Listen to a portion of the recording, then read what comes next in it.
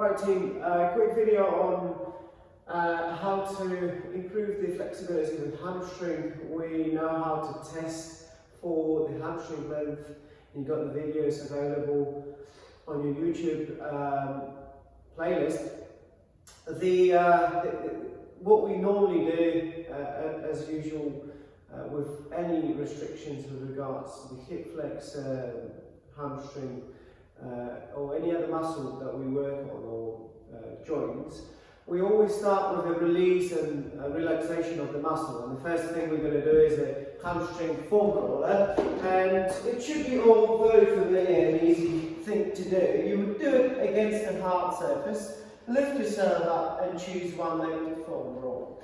Now, you may have a tightness around the sort of distal or proximal attachments of the hamstring at the back of the thigh, but what you will need to do is to identify whether the inside hamstring or the outside hamstring is tight.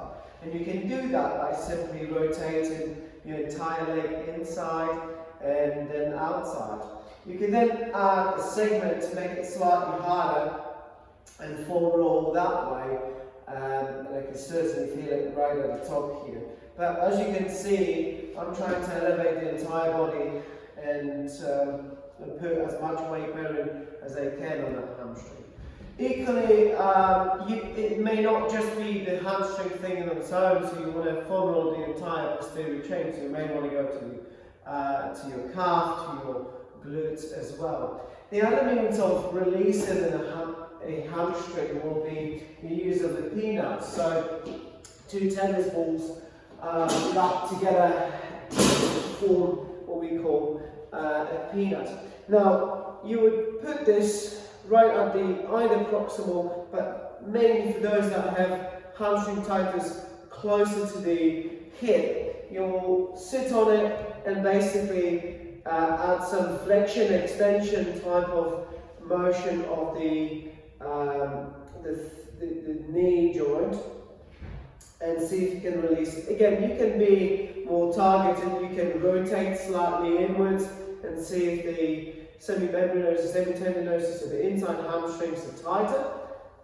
Then you can do the outside hamstring releases. I would normally do about 10-15 repetitions, 2 rounds of those, if you're doing it that way, or you're simply holding it there, or rolling it out for about 45 seconds on one spot, and you can do 2 to 3 rounds of it.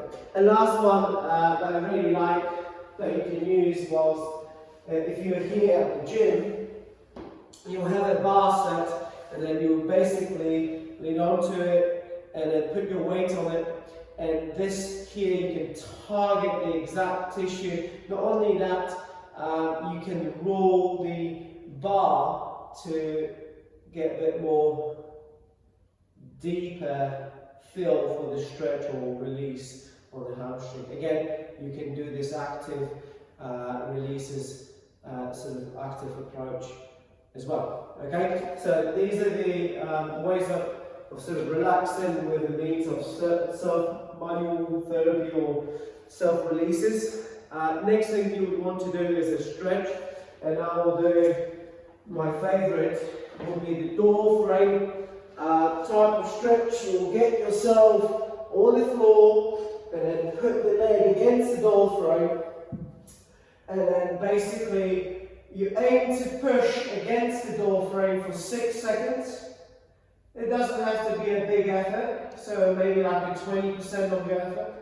And relax after 6 seconds, breathe in, breathe out, and then basically lower yourself down each time you relax. So 6 seconds contraction, maybe after that contraction, 6 seconds relaxation, breathe in, breathe out, and then lower yourself further down. Now obviously do it with this leg being straight on the floor, so you're not compensating by rounding your back, okay? So it's important that you do not tilt the pelvis to offload the hamstring during the stretch.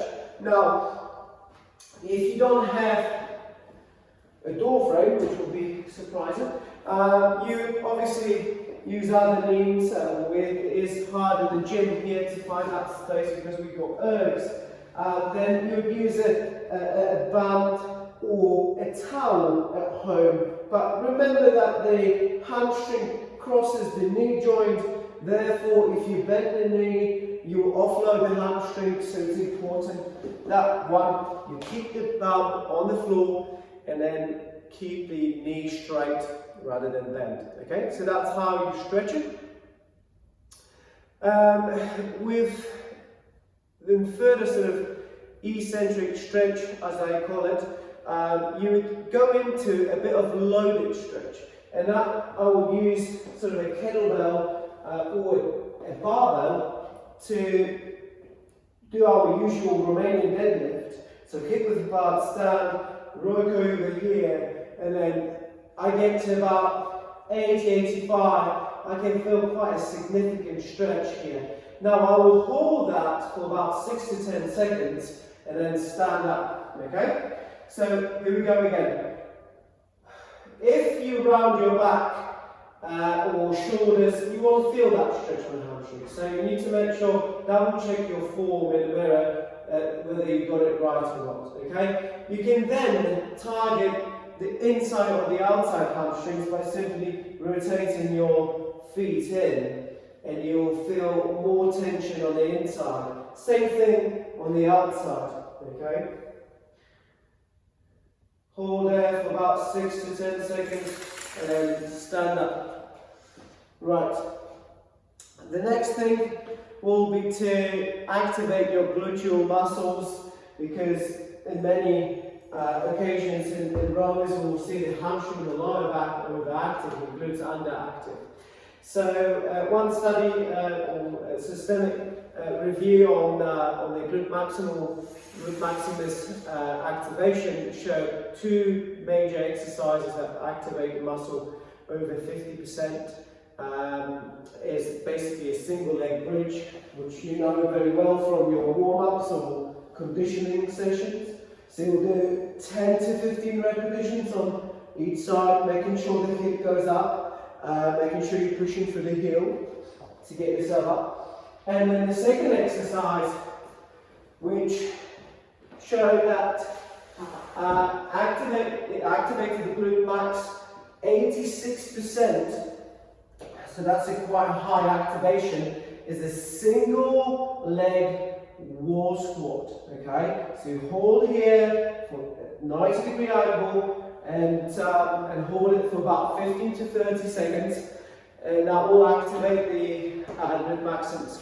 In terms of conditioning the hamstring, obviously once you've targeted the flexibility issue, then you want to make sure that that hamstring over time doesn't shorten, doesn't go short again. So you will then aim to condition it with the means of most productive exercises in the hamstring, which will be your Romanian deadlift, which will be your Nordics or good ham raises, and other forms of single hamstring activation, so hamstring curls, for example. So once you've worked that out, and you need to then improve that strength of the hamstring, come and speak to me, and we have a number of ways of doing the Nordics in here in the gym. If you live with a rowing partner, then you can do Nordics together by one person holding your feet, and then you rock it over and basically putting the tension on the hamstring.